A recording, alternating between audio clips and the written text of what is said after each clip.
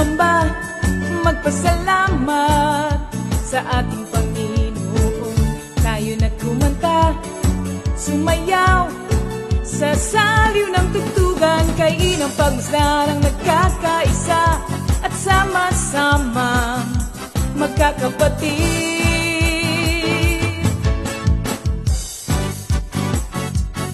Tayo na sumamba, kumanta. Tayo na sumamba, sumayaw kay Jesus. Tayo na at sumamba, magpasalamat sa ating Panginoon. Tayo na kumanta, sumayaw sa saliw ng tugtugan, kay inang pagmasdarang nagkakaisa at sama-sama magkakapatid. Ibigay kay Jesus ang iyong problema. Magdasal, maghintay, magtiwala. Sa oras ng pangangailangan, si Jesus ang katugunan. Si Jesus ang ating Panginoon, kailanman di Kanya iiwan. Si Jesus ang ating Panginoon, kasama sa lahat ng oras. Papuri at pasasalamat tanging sa'yo, alay. Tanging sa'yo, alay.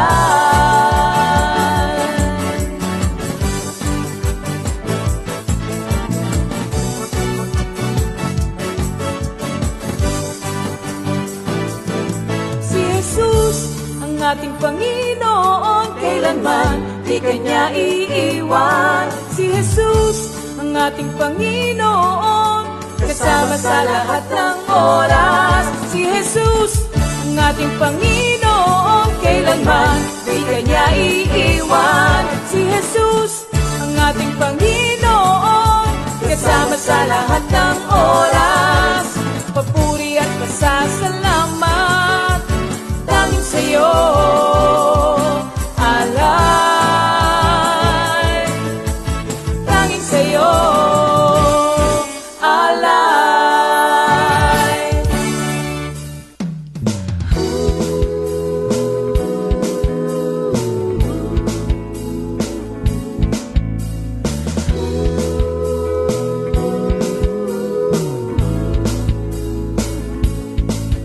Pinagpalang buhay ang kaloob ng Diyos sa lahat ng tao. May takot sa Kanya. Pinagpalang buhay ang kaloob ng Diyos sa lahat ng tao. Nagtitiwala. Thank you, Lord po. Good evening, mga kapatid. Welcome po sa ating Wednesday Bible Study. Praise the Lord po. Bago po ang lahat, nagpapasalamat po ako, nagpupuri kay Lord. Nabigyan po ako ng chance na mag-introduce itong ating Bible. Thank you, Lord po. Pero bago po ang lahat, tayo po ay manalangin muna. Thank you, Lord. Praise God. Ama, sa pangalan ng iyong anak na si Jesus, po ay nagpupuri at nagpapasalamat. Muli, Lord, ay mapapakinggan namin ang iyong tinig. Mangusap po kayo, Lord, at mabuksan ang aming puso at kaisipan, at bawat salitang maririnig po namin, maging bahagi ng aming buhay, maipamuhay po namin, at makita po sa amin ang liwanag na inyong anak na si Jesus. Samahan niyo po kami, lalo na po, Lord, ang magtuturo. Salamat po sa dalawang bahagi na inyong anointing. Magbibigay kapangyarihan sa mga salita po ninyo para mabago po ang mga buhay ng mga nakikinig. Lord, lahat ng pasasalamat, pagluwalhati at pagdakila ay para sa inyo lamang. Mahal po namin kayo, Lord. Pangalan ni Jesus. Amen. Thank you, Lord po, mga kapatid. Ayun po ay, meron tayong announcement po, mga kapatid. Ihanda po pala natin pag tayo nagba-Bible study ang ating Bible, of course, at saka book. At meron po tayong announcement. Lahat po ay welcome sa ating LSS. Praise the Lord, no? First time po ito sa ating 2024 year 2024. Sa March 23 po sa Bicol, everyone is welcome po to support po. Pwede po kayo maglagay ng inyong offering sa inyong mga envelope at inote nyo lang na ito po ay para sa Bicol Outreach. The Lord po. Kaya mga kapatid, ang nagpadala at ipinadala ay pareho po ang kaya yung mga magla-Life in the Spirit seminar po, sila ay pagtanggap nila sa kapuspusan ng Espiritu Santo, makapamumuhay na po ayon sa kalooban ng atin. Ayun naman po mga kapatid, welcome po natin ang mga magkakaarawan. Sister ko hapon po, nag-birthday March 12. Uy, praise the Lord, si Kuya Boy pala. Ngayon pa lang pala siya magbe-birthday. So yung mga March 13, 2024, birthday celebrants po natin ang ating kapatid, si Mr. Boy Salvacion, si Brother Berlis Albaran, sakto ni Sister si Sister Patricia Escalera, Sister Jennifer Atienza, Sister Olan Visconde, at Sister Fin Raika Palma. Ayan mga kapatid.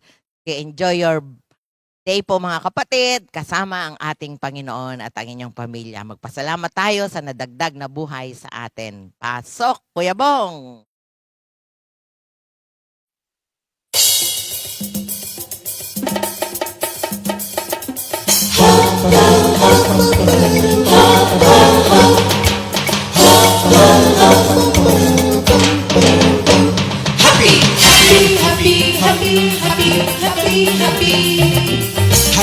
Happy birthday,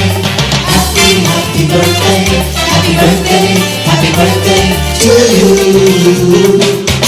Happy birthday, happy birthday, happy birthday to you. Happy birthday! May the good Lord bless you, may the Lord's light shine upon you. Happy birthday to you. Happy birthday to you.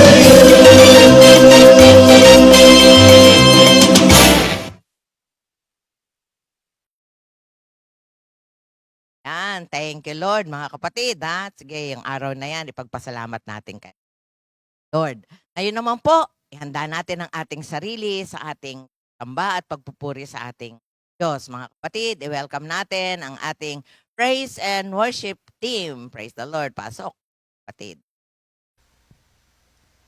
Hallelujah, hallelujah. Salamat sa Panginoon sa pagbibigay naman sa atin ng pagkakataon upang tayo ay makapagpuri at sumamba sa ating Panginoon. Hallelujah. Hello po mga kapatid, welcome po sa ating live stream at ihanda na po natin ang ating sarili upang umawit at magpuri sa Panginoon. Amen. Hallelujah. I will praise the Lord all my life. I will sing praise to the Lord for as long as I live. Hallelujah. Palakpakan po natin ang Panginoon. Praise Amen. God. Hallelujah. Thank you. Hallelujah. Glory to Hallelujah. you, Lord. Okay, mga kapatid, kung kayo po hanggang ngayon ay nakaupo pa, sumabay na po kayo, tumayo kayo, at sumabay kayo ng pag-awit sa ating Panginoon. Hallelujah. Amen.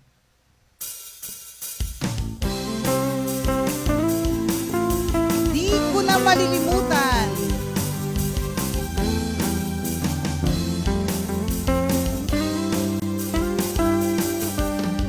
Di ko na malilimutan pag-ibig mo sa aking pinadama.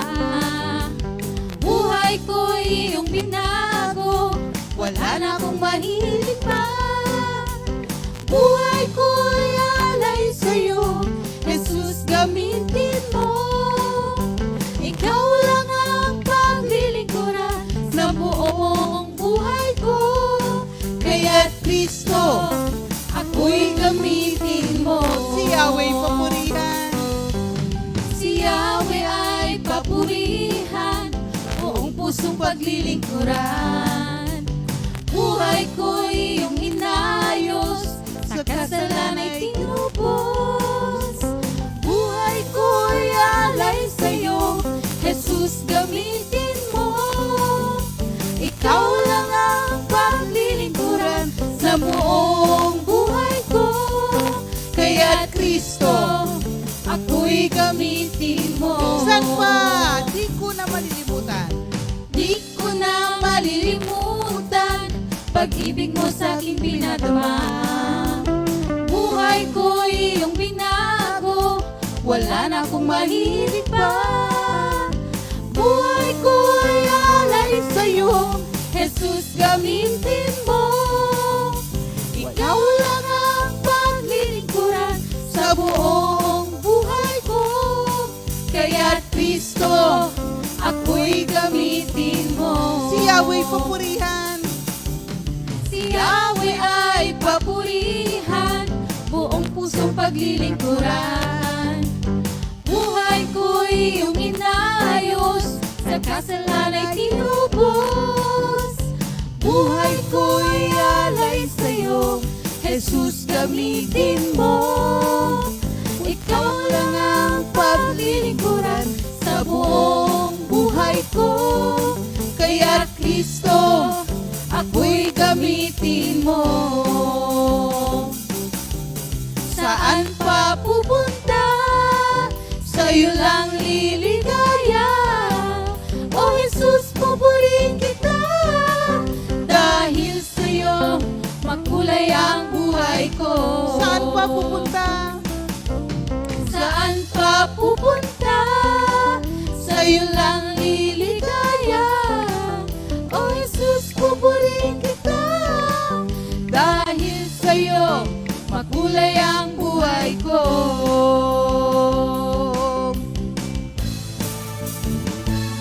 Halina't purihin, Luwalhatiin ang ating Panginoon. Puso ko'y nagpupuri, nagluluwalhati sa'yo.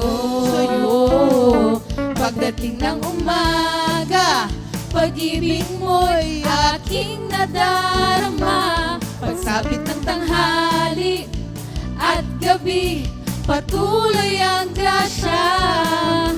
Ikaw, Jesus, ang dahilan nitong ngiti sa aking mga labi.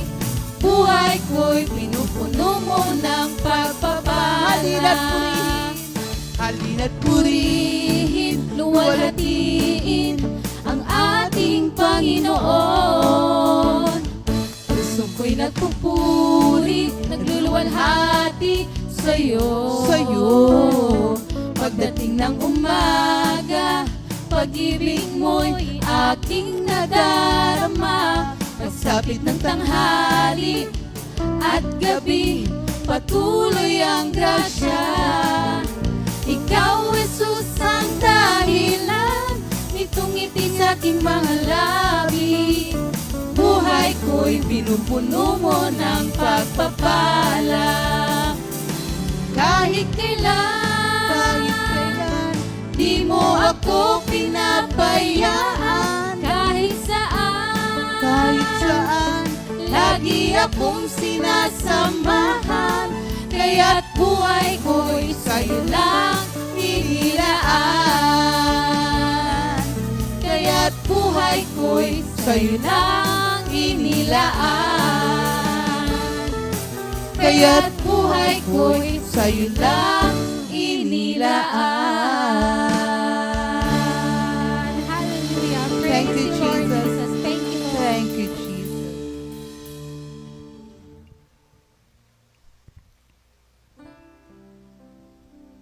Patuloy po tayong sumamba sa ating Panginoon. At tandaan natin, hindi nagbabago ang pag-ibig ng Diyos sa ating lahat. Hallelujah. O Panginoon, kay buti mo sa lahat ng panahon. Bawat saglit, bawat hibig, ako'y tinutugon.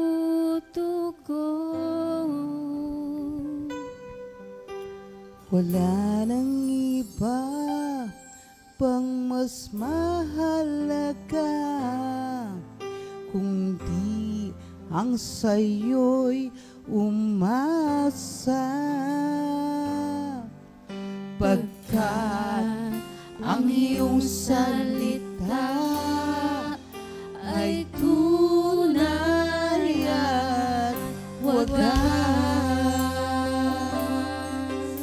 Panginoon. O Panginoon, kay buti mo sa lahat ng panahon. Bawat sali, bawat hibig, ako'y tinutugon.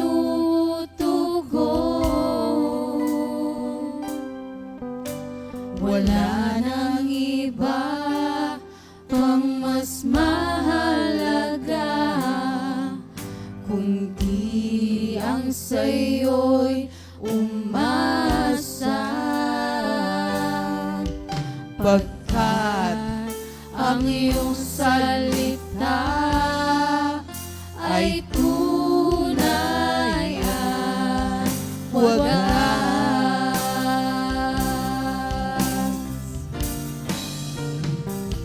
O Jesus, kay buti mo, papuri ay para sa'yo. Hindi na kaya pang mabago ang nadarama ko. O Jesus, kay buti mo, papuri ay para sa'yo. Hindi na kaya pang mabago ang nadarama ko.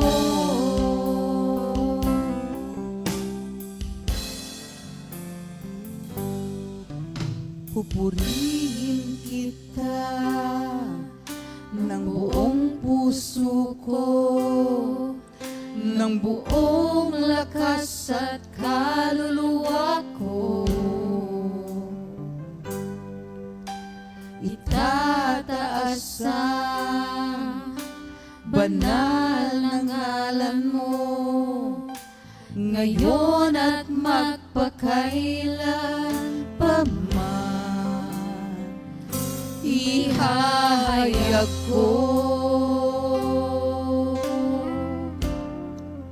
kabutihan mo, Jesus.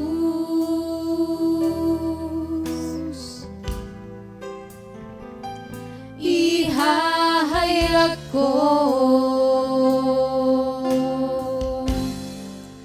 ang pag-ibig mo, Jesus. Kailanman di ka nagkulang, kailanman di ka na nagkulang, kailanman di mo pinabayaan. O kay buti mo, Jesus, dakilain ka, pupurihin kita. Kailanman di ka nagkulang, kailanman di ka nagkulang, kailanman di mo pinabayaan.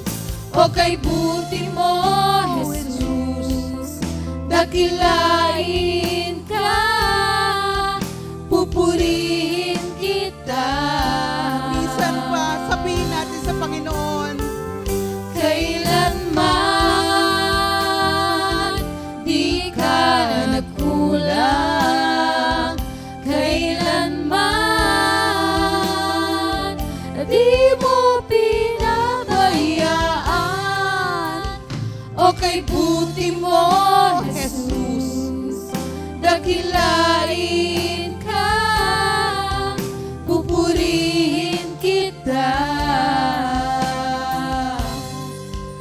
Aking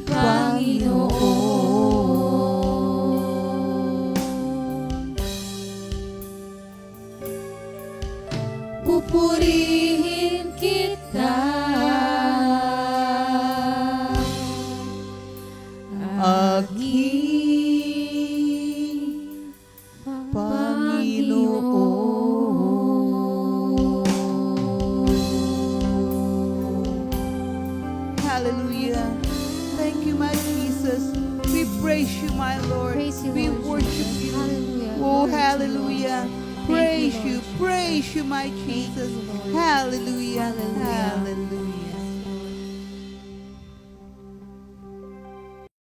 Thank you, Lord, sa ating music. Nag-enjoy ba kayo mga? Di ba? Natin, sabi nga ni Saint Augustine, he who sings well, praise Christ. Kaya pagka meron po tayong dalahin, awit tayo kay Lord. Yan pa rin natin ng sayaw. Ngayon naman po, mga kapatid, ihanda natin ang ating puso, kaisipan, of course, yung ating mga pen and notebooks, no, at saka yung Bible natin. Kasi tayo po ay magpapatuloy ngayon sa ating series sa book ng Hebrews. Alam nyo, isa po ito sa mga favorite na book sa Bible. Kasi ang Hebrews, sa introduction pa lang yan, malalaman natin, this was written to Christians, sabi doon, who are undergoing persecutions and malapit na nakalagay doon, nearly abandoning their faith. Ngayon po, napakaganda nito. Kasi ang dahilan bakit na mga tao ay lapit na nilang iwanan ang pananampalataya dahil maraming mga stressful conditions sa ating mga. Pero kung itutuon natin, dyan din po sa Hebrews nakalagay yung tutuon natin ang ating paningin sa ating Diyos na siyang sabi nga, di ba, the perfecter of our faith, the author and perfecter of our faith. Nako, talagang ito sa pag-aaral natin ngayon, matama po tayo makinig sa Hebrews 4 verses 1 to 6. Tungkol po ito sa rest. Kaya, hindi po ito yung RIP lang. Hindi muna po yun. Yung rest po, di ba, naalala niyo sa Matthew 11:28, sabi ng ating Panginoon, come to me, all of you who are tired of carrying heavy load. Rest. Rest po, ibig sabihin, isalalay natin yung mga dalahin natin sa ating Panginoon. Po, mga kapatid, handa na ang ating sarili. Let us welcome our sister, Remy Cabral. Purihin ang Panginoon. Salamat sa Diyos sa muli niyang pagbibigay sa atin ng pagkakataong makapag-aral ng kanyang mga banal na salita dito sa ating Bible study. Tayo po ay manalangin, purihin ang dakilang pangalan ng ating Panginoon, Diyos sa dakila, Diyos mapagmahal. Ikaw na lumikha ng langit at lupa, kami ay nagpupuri at nagpapasalamat sa iyong kadakilaan, sa iyong banal na puso na puno ng pag-ibig na siyang nagbigay sa aming lahat ng kaligtasan. Salamat Panginoong Hesukristo sa iyong kamatayan sapagkat kami ay nagkaroon ng bagong buhay. At sa aming pag-aaral ng inyong mga banal na salita, muli Panginoon, ibigay po ninyo sa amin ang banal na espiritu na siyang gagabay, magtuturo at magpapaliwanag para po sa aming lahat. Tunay kang dakila ang iyong mga salita, ang aming pagkain ng aming puso at ng aming kaluluwa. Kaya sa banal na oras na ito, Panginoon, ikaw ang maluwalhati. Maitaas ang iyong banal na pangalan. At higit sa lahat, ang maraming mga kaluluwa hiling namin, Panginoon, na sila ay makadama rin, makaranas ng iyong dakilang pag-ibig. Basbasan po ninyo ang aming mga salitang aming pag-aaralan ngayong umaga at purihin ang iyong banal na pangalan. Salamat sa iyong patuloy na grasyang ibigay sa amin sa pang-araw-araw. Tunay kang dakila, purihin ka at sambahin, Panginoon, ngayon at magpakailanman. Amen. Purihin ng Diyos, magandang gabi po sa ating lahat, lalong-lalo sa mga ating mga kapatiran na ngayon ay naririto at sama-sama tayong mag-aaral ng banal na salita ng Panginoon at yung ating mga kapatiran na nasa online na laging nakasubaybay sa inyo po ay magandang gabi. Ngayon po para sa ating pag-aaral sa ating Bible study, tatalakayin natin ang about God's rest, ang kapahingahan ng ating Panginoon na siyang ating matatagpuan dito sa Hebrews 4 from verses 1 up to 6. Kaya nga, habang nananatili ang pangako ng Diyos na tayo'y makakapasok sa kapahingahang sinabi niya, mag-ingat kayo at baka mayroon sa inyong hindi makatanggap ng pangakong ito. Sapagkat tulad nila'y napakinggan din natin ang magandang balita, ngunit hindi nila pinakinabangan ang balitang kanilang narinig dahil hindi nila ito tinanggap ng may pananampalataya. Tayong mga sumasampalataya ay tumanggap ng kapahingahang ipinangako. Ito'y ayon sa kanyang sinabi, sa galit ko'y aking isinumpa, hindi sila makakapasok sa lupain ng kapahingahang aking ipinangako. Sinabi niya ito kahit tapos na niya ang kanyang mga gagawin mula nang likhain ang sanlibutan. Sapagkat sinasabi sa isang bahagi ng kasulatan ang ganito tungkol sa ikapitong araw. At sa ikapitong araw, nagpahinga ang Diyos sa kanyang paglikha at muli pang sinabi, hindi sila makakapasok sa lupain ng kapahingahang aking ipinangako. Ang mga unang nakarinig ng magandang balita ay hindi nakapasok sa lupain ng kapahingahan dahil hindi sila sumampalataya. Ngunit may mga inaanyayahan pa ring pumasok sa lupaing iyon ng kapahingahan. Purihin ang banal na pangalan ng ating Diyos sa pagbasa ng kanyang mga banal na salita. Sa Matthew 11:28 to 29, lumapit kayo sa akin, kayong lahat na nahihirapan at lubhang nabibigatan sa inyong pasanin, at kayo'y bibigyan ko ng kapahingahan. Pasanin ninyo ang aking pamatok at matututo kayo sa akin, sapagkat ako'y maamo at may mababang loob. Makatatagpo kayo sa akin ng kapahingahan. Ano ang nasasaad dito? Inihahayag ng Ebanghelyo na ang ating Panginoong Hesukristo ay nag-aalok, napasanin ang mga pasanin ng ating buhay at gawin ang mga gawain upang akayin ang mga lumalapit sa Kanya. Now, the Gospel reveals that Jesus is offering to carry our burdens and do the work in order to lead those who come to Him. You know, ang isang dahilan kung bakit ang dyablo ay may access sa damdamin ng mga tao ay sapagkat hindi ho sila nagbibigay ng oras para lumapit sa presensya ng ating Panginoon. Karamihan ng mga tao ay patuloy lamang na gumagalaw o tumatakbo sa takbuhan ng buhay. Hindi nila nabibigyan ng pagkakataon ang pangangailangan na umupo, magpahinga at maghintay sa ating Panginoon at lumapit sa kanyang banal na presensya. Kapag ganito po ang ating lifestyle, you see, ang mangyayari po sa atin ay madali ho tayong mapagod. Madali po tayong dumating sa panahon na humihina po ang ating kaisipan, pati ang ating pangangatawan. Pati yung ating pangunawa ay lumalabo sa mga bagay-bagay na dapat nating tingnan ng mabuti at tama at pati na rin yung ating mga pangunawa. Kung mapapansin po natin mga kapatid, ang ating pong generation ngayon is fast-paced, napakabilis ng paggalaw ng lahat ng mga tao. Kaya ito ay nagiging sanhi na kung minsan hindi na ho tayo nakakapag-focus at ito ay nakakaapekto sa kakayahan natin na gumawa ng mahusay. Ika nga, binigyan nila ng termino ito na you are burned out. May isang malaking problema sa napakabilis na paggalaw natin, yung fast-paced lifestyle.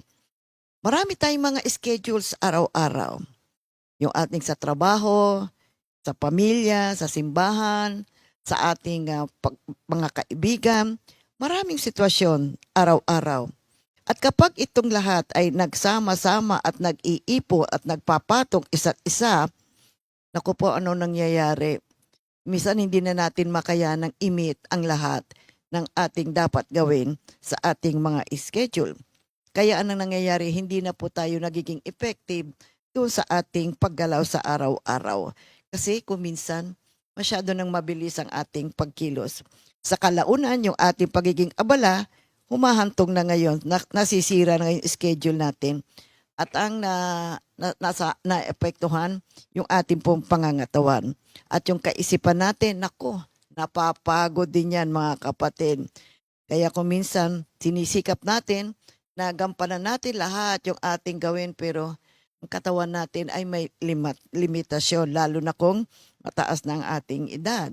Kaya nagre-resulta tuloy ito ng paglalaban sa loob ng ating damdamin.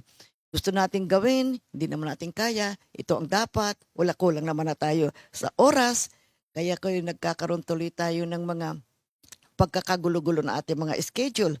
So, aminin natin na napakahirap talaga na gawin natin lahat ng sabay-sabay yung ating mga gawain. Kung minsan, nagagawa natin, kadalasan, nahihirapan din tayo. At kung minsan, alam nyo, yung mga ganitong klase ng lifestyle, lumalabo na yung kaisipan mo, nagiging malilimutin ka na tuloy. Diba? Ganun ang nangyayari. Nalilimutan mo na yung appointment mo. Ay, dapat pala ako merong gawin. Ay, meron pala akong dapat gawin to. Ay, meron pala akong dapat kausapin. At pati yung pananalapi, apektado na rin. Yung emotion mo, apektado na rin. Kaya kinakailangan, magdahan-dahan tayo ha.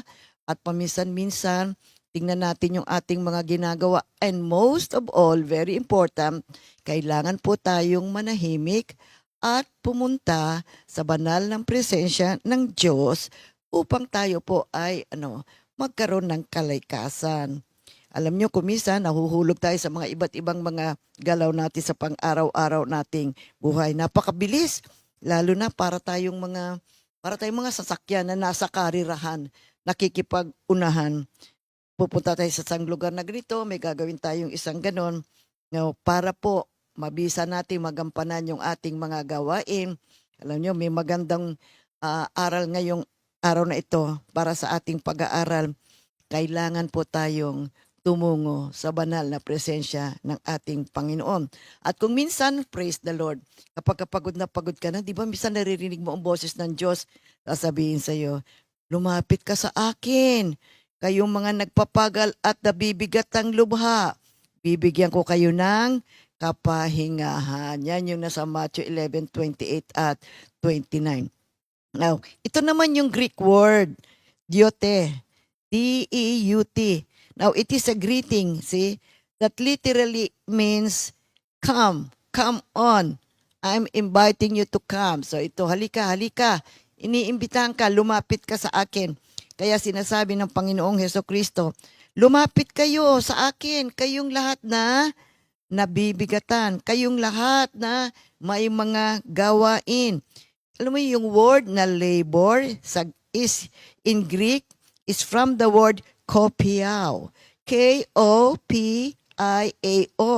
which describes a person, ito yung tao, na talaga namang ganap na pagod, completely exhausted dahil sa non-stop at continuous na gawain.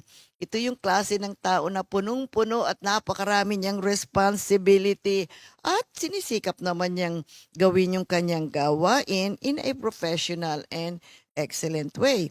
And then, Jesus also is calling out to those who are heavily laden. See, sa Greek word, portidzo.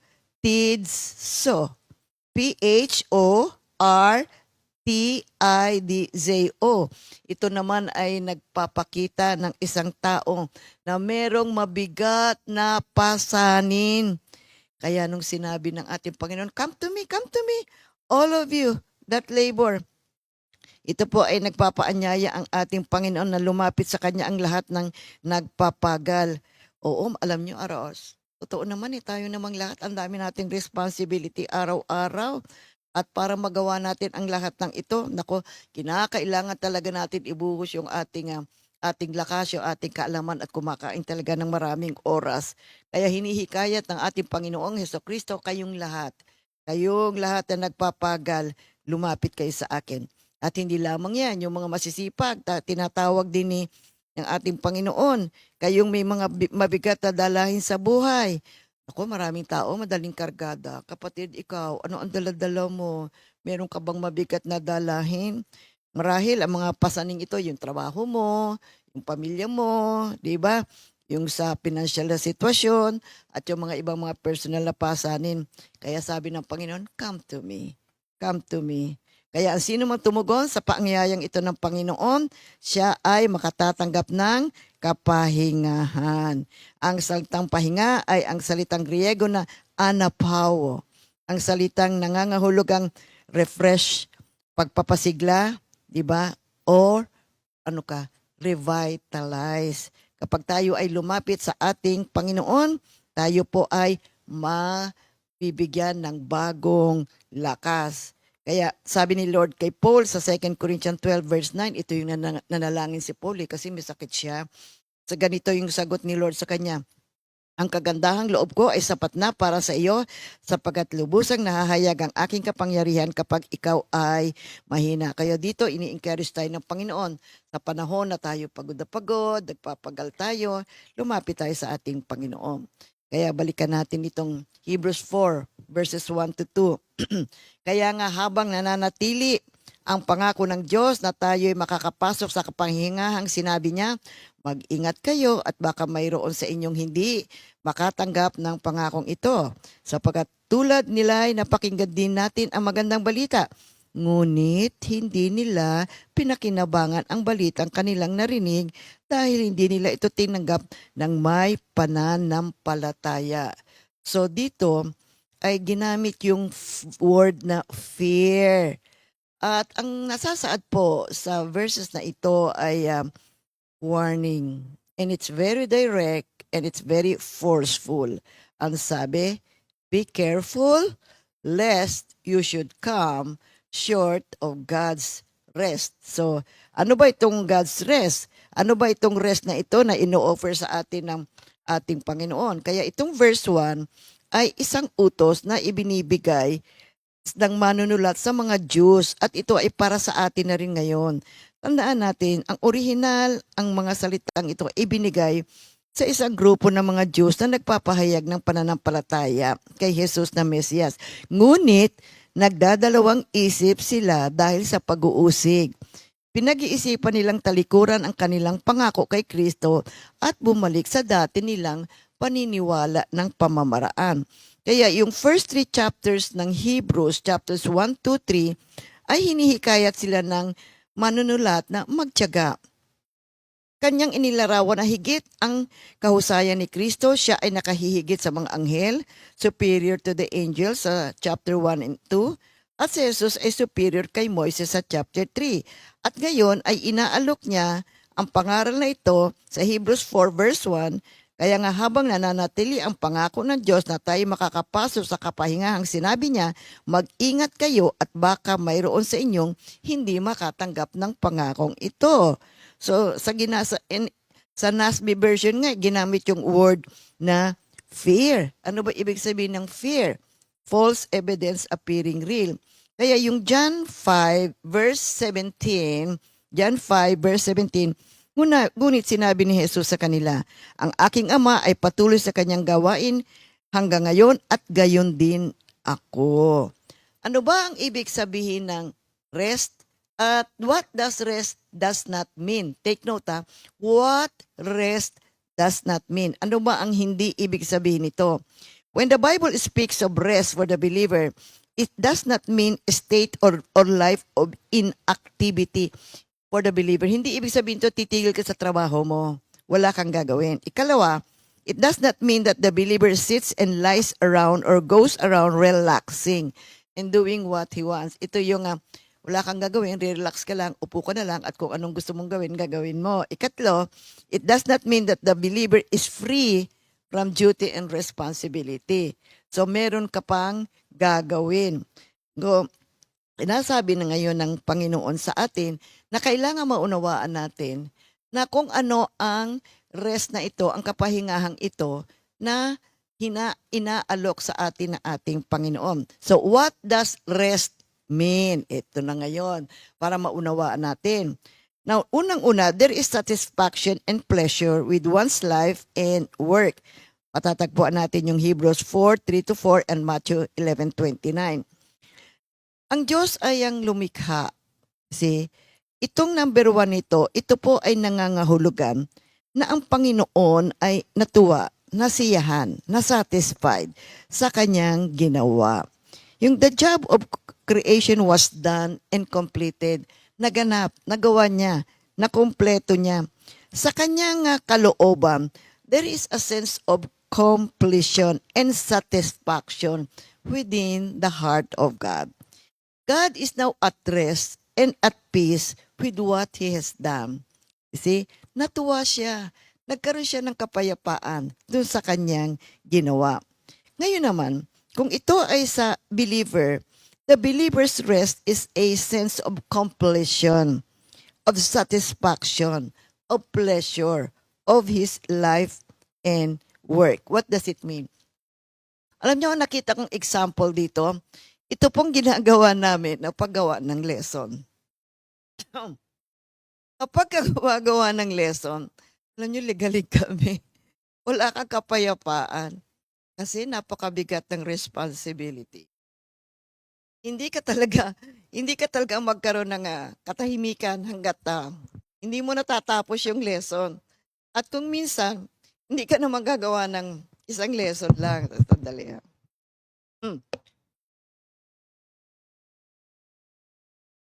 At pagkatapos, pag gumagawa ka ng lesson, you have to pray a lot. Dadasal ka talaga sa Diyos. At pagkatapos,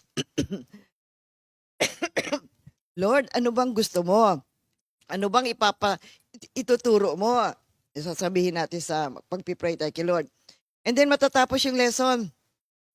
Hindi pa rin. Andun pa rin yung wala ka pa rin katahimika kasi kailangan i-deliver mo eh.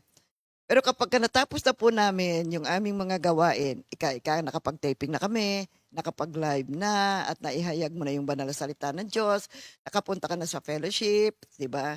Naihayag mo na yung magandang balita. Alam niyo po, kung alam niyo lang kung gaano kaginhawa, napakaginhawa na kompleto natapos na ang aming assignment. Ito po yung sinasabing kapahingahan. Na kapag mayroong assignment, talaga naman, gusto mo kasi matapos na agad eh. Gusto mo magampanan na agad yung pinagagawa ng Diyos. But you know what? Minsan, hindi pa talaga kami makakain. Dahil kasi, gusto ko matapos na. Gusto ko nang gawin na yung pinagagawa ng Lord. But when the work is done, oh my God. Oh my God. Truly, kung alam nyo lang yung kagaangan ng puso, yung kapahingahan, nawala lahat ng iyong mga ligalig, lahat yung alalahanin mo because the work is already completed. You see, nandun na yung joy mo, yung kaligayahan na, ay Lord, natapos ko na. Tapos na, salamat, ginamit mo ko. And then ano mangyari? Eto na naman, meron ka na namang isang assignment na gagawin. At hindi lang isa, dalawa, tatlo, sunod-sunod na gagawin mo. But there is the joy na mararamdaman mo sa puso, yung kapahingahan. Ay ito po yun, ito yung sinasabi na matapos mong gampanan na kumpleto mo, ikaw ay mayroong kapahingahan. When a believer really believes and trusts God, he receives the rest of God, a deep sense of fulfillment with his life and work. So nandoon yung kasiyahan. So kapag yung isang mananampalataya, tunay siyang nananampalataya at nagtitiwala sa Diyos, my God, there is really rest. Ikalawa, there is the rest of deliverance and salvation. Now, this is the rest of Canaan in Hebrews 4:5-6. At muli pang sinabi, hindi sila makakapasok sa lupain ng kapahingahang aking ipinangako. Ang mga unang nakarinig ng magandang balita ay hindi nakapasok sa lupain ng kapahingahan dahil hindi sila sumampalataya. Ngunit may mga inaanyayahan pa rin pumasok sa lupaing iyon ng kapahingahan. In the Bible, Canaan is a type of heaven and of the eternal rest God has promised to the believers. Ikalawa, the enslavement of the Jews by Egypt is a type of the world's bondage and enslavement of man. Ikatlo, the wilderness, the wanderings are a type of the daily struggles, trials, temptations, and storms of life that a person has to pass through in life. So, dito po ay ini-explain yung Kanaan ay isang uri ng langit, walang hanggang kapahingahan na ipinangako ng Diyos para sa mga mananampalataya. Yung pagkakaalipin ng mga Diyos sa Ehipto, ito naman ay simbolo ng isang uri ng pagkakaalipin, slavery ng tao sa mundo. At yung ikatlo, yung paggala. Isang uri yan ng araw-araw na pakikibaka. Ito yung ating mga pang-araw-araw na mga negative situations. Meron tayong pagsubok, meron tayong mga tukso, mga unos sa buhay. But all of this we have to pass through in this life. Kaya yung kapangahingahan na ito ay nangangahulugan ng isang napakahalagang mensahe para sa atin. What is the believer's rest? Ito naman, tingnan natin. Una, binigay natin yung mga negative. Ito naman, the believer's rest. The believer's rest means the deliverance and salvation from slavery and bondage of this world, meaning Egypt, from sin and death.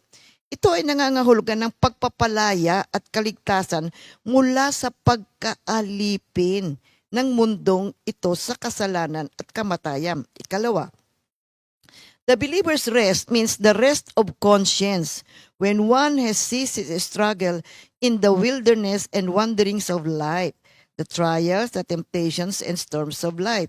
Ang kapahingahan ng mananampalata ay nangangahulugan ng isang tao ay tumigil na sa kanyang pakikibaka sa paggala sa buhay. Ito yung ating pagkilos, ito yung buhay natin araw-araw. Ito'y nangangahulugan na tayo ay tumigil na kapag tayo ay nasa rest ng ating Panginoon. Ikatlo, the believer's rest means the rest of conquest and triumph while one is entering and conquering the enemies of the promised land of heaven. Ito naman ay nangangahulugang yung pananakop, yung tagumpay ng bawat isa. Kapag siya ay pumasok na sa ipinangakong lupain ng langit. Now, the point is this. We can miss God's rest. You see, this is an important thing. We can miss God's rest. We can come short of it. And this is what happened to Israel. And therefore, we must be careful lest we miss it. Now, the word careful, mga kapatid, intindihin natin yan.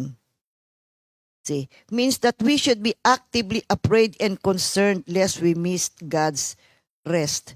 Now, this matter is of critical concern. It is a matter of life and death, of eternal life and eternal death. Kaya yung Exodus 33:14, sasamahan ko kayo at bibigyan ko kayo ng kapayapaan, sagot ni Yahweh. And the Lord replied, my presence will go with you and I will give you rest. At dito naman sa Luke 1 verse 50, ang kanyang kahabagan ay para sa lahat ng saling lahing may takot sa kanya.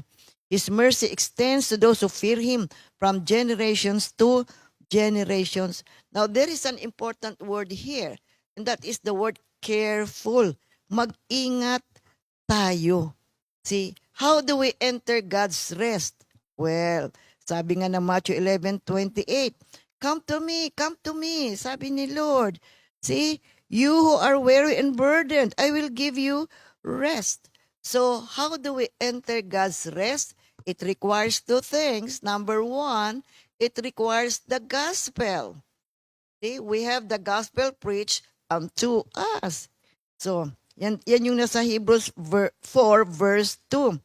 So, literally, it means we are the evangelized people who had the good news preached to us. But how was the gospel preached in the Old Testament?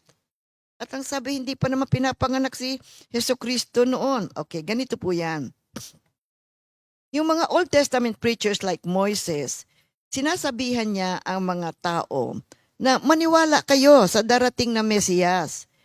Yung sa New Testament naman, itong mga tagapamahayag ng magandang balita, sila naman, ang sinasabi naman nila sa kanilang mga tagapakinig, tumingin kayo sa Old Testament na kung saan ay ipinahayag at ipinangako ang Mesiyas. At ang Mesiyas ay dumating na. So that's how the good news is being preached in the Old Testament and in the New Testament. Now, to enter God's rest, it requires the gospel. We must hear the good news about the person and the work of our Lord Jesus Christ. And then letter B, so letter A, it requires the gospel. And then letter B, it requires faith. Now, what is faith? Faith is believing what God did and said. But believing is not merely intellectual because, number 2, faith is trusting in what God did and said. So, hindi ka lang basta maniniwala, kundi magtiwala. And ikatlo, faith is submitting your life to God. Kaya yung Hebrews 11:6, and without faith, it is impossible to please God, because anyone who comes to Him must believe that He exists and that He rewards those who earnestly seek Him.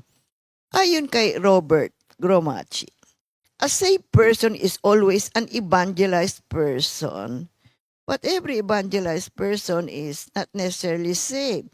Because the problem, nung panahon ni Moises, yung mga Jews, sa verse 2 nga, napakinggan nila ang mensahe, pero hindi nila ito napakinabangan, sapagkat hindi nila ito pinanampalatayanan. Narinig nila, pero hindi sila nanampalataya. Narinig ng mga Hudyo yung mabuting balita kina Joshua at kina Caleb, na ibinigay ng Diyos sa kanyang bayan ang lupang pangako. Isang lupaing dinadaluyan ng gatas at pulot. Ngunit ang mabuting balita ay may konting nagawang kabutihan lamang sa kanila. Hindi kasi sila lubos na nanampalataya. Hindi sila lubos na naniwala. Hindi sila naniwala sa Diyos. They lack faith. Now, to put it in another way, kasi nung marinig nila yung testimony ni Joshua at saka ni Caleb, they treated that testimony not as a word of God, but merely the opinion of these two men. Para sa kanila, opinion lang yun, kaya hindi sila lubos na naniwala. So ngayon, ang nangyari, hindi ngayon sila lubos na nanampalataya. Kasi yung patotoo ng dalawa, galing yun sa Panginoon. Kaya lang sabi na hindi yan. Opinion lang yan ni Joshua at ni Caleb. So, tingnan natin. So, believing is a present tense responsibility. Like in John 3:16, sige. For God so loved the world that He gave His one and only Son, that whoever believes in Him shall not perish but have eternal life. Oh, I want you to take note of the word believes. Believes is a present tense. Whoever is believing in Jesus Christ receives eternal life. Now that is the meaning of the sentence. And the nature of the true Holy Spirit generated saving faith is that he continues to believe in the present and will believe until the end. That's why we can come short of God's rest, because God has sworn that unbelievers shall not enter His rest. Oh my God. See? It's very clear in Hebrews 4:2. Sabi niya, sa galit ko'y aking isinumpa, hindi sila makakapasok sa lupain ng kapahinga ang aking ipinangako. Sinabi niya ito, kahit tapos na niya ang kanyang mga gawain mula nang likhain ang sanglibutan. Kaya maaari po na talagang ma-miss out natin ito. Kaya napakaganda ng pag-aaral na ito, mga kapatid. Na hanggang ngayon, nananatili pa ho ang imbitasyon ng Diyos na tayo ay pumasok sa kapahingahan na alok sa atin ng ating Panginoon. Pagkat nandito talaga ang tunay na buhay. Si true peace at kapahingahan ay matatagpuan lamang natin sa relasyon natin sa ating Panginoong Diyos na si Hesus Kristo. I want you to study this on your own, my dear people of God. Kasi nung inaaralan ko to, nakita ko nga merong salita ang Diyos, I swear, I sworn, na hindi sila makakapasok. That's why we need to believe and trust, receive Jesus Christ as our Lord and Savior. Kaya nga yung Acts 4:12, sa Kanya lamang matatagpuan ang kaligtasan, sapagkat walang ibang pangalan sa buong daigdig na ibinigay ng Diyos sa mga tao upang tayo ay maligtas. Hindi po biro ang salitang ito, mga kapatid. Bigyan po natin pansin itong salita na to na Acts 4:12. Ito po ay napakahalaga na bigyan natin ng ating pansin. Apart from our Lord Jesus Christ, without a relationship with God, ano po ang mangyayari sa atin? Ang sinasabi po sa atin ng ating pag-aaral, tanggapin natin ang Panginoong Hesukristo bilang Panginoon at tanging tagapagligtas. Ang buhay po natin lalo ngayon, ngayong generation natin, nako, napakabilis po ng galaw ng lahat ng mga tao. With the onset of these new technologies, napakabilis po ng mga pangyayari. Napakabilis ng communication, napakabilis ng galaw ng mga tao. We need God's rest. Let's all come and enter God's rest through our Lord Jesus Christ. In Jesus' name, Amen. Salamat Panginoon sa banal na salita mo na ibinigay sa amin ngayong umaga. Tunay kang dakila, purihin ka. Ang kapahingahan namin, ang kapayapaan namin ay nagmumula sa iyo. Salamat Panginoon sa kapayapaang ibinigay mo sa aming lahat. Maluwalhati ka ngayon at magpakailanman sa pangalan ni Jesus. Amen. God bless everyone. 2 Timothy 2:2. Hallelujah. 2 Timothy